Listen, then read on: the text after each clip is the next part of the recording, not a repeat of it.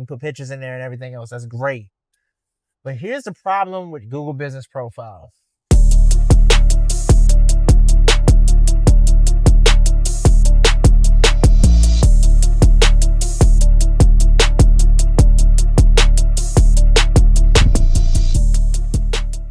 So listen, everybody, I just left my distillery client.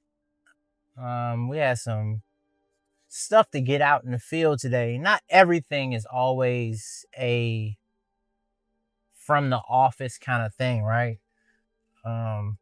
But when you're capturing something about a process, right? What is a process? Every story in any shape, form, or fashion is a process. And capturing that story is really the responsibility of the business, right? Let's use the distillery for an example. If they exist and they make products and they sell products, great. But some people resonate better when they have a story behind something.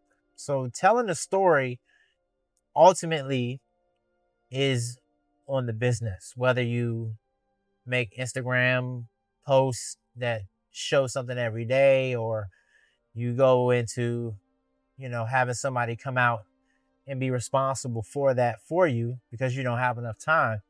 Either way, when you tell your story, this allows people outside of the people who know you through other people, they can then discover and investigate on their own.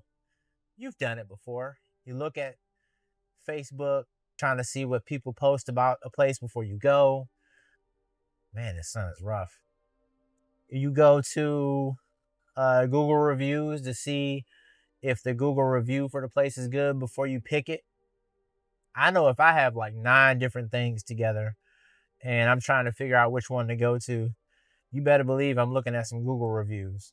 But not all Google reviews are like true and honest. Sometimes Google reviews don't really tell the true story of a business. So in the mind of trying to make sure you're telling the story of the business, it then ends up falling directly back on the business itself to tell their own story. And I'm going to get back to that in a minute, but it is important that everybody knows that Google Business Profile is good.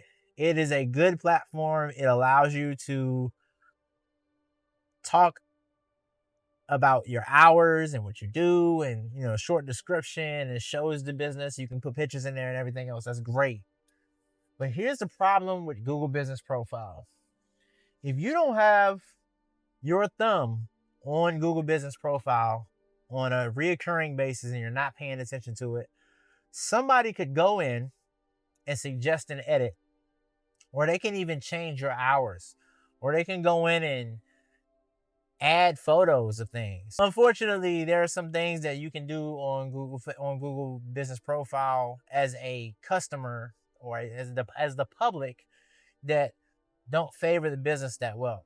And it's important to have your thumb on what's going on your Google Business Profile. That way, when somebody shows up to see what you got going on, they're not met with some crazy picture of, I don't know, that one dusty corner that you forgot to sweep that day when they were visiting, and that's all people see as the first picture on your Google Business Profile. You don't want that.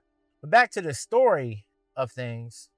Today, my client was coordinating with someone else in the local area. They make only local products. They make a locally sourced and created craft spirits. There was an opportunity for a local resident here in the area who had been growing a crop that they wanted to test out and use on a big batch of a product. And they've used it before, but not in this way. So in this example, it would be easy for the company to say, let's just make it and we'll see how it goes and we'll just hide and, we'll do this.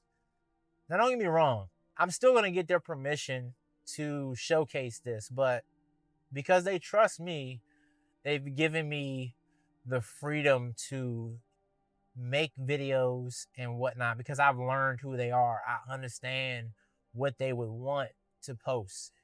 As a content manager, it's my responsibility to know what the brand message is and stay on message with the brand, right? So outside of that, this process goes way back in time where people used to use a horse to process sugarcane or a cane.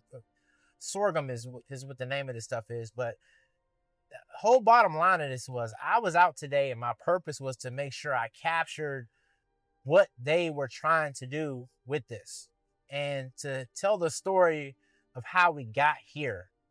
And when you as a consumer go on to a website or you go into somebody's Facebook page and you see that there's stories and they're doing things, it piques your interest and it makes you want to go and work with those people.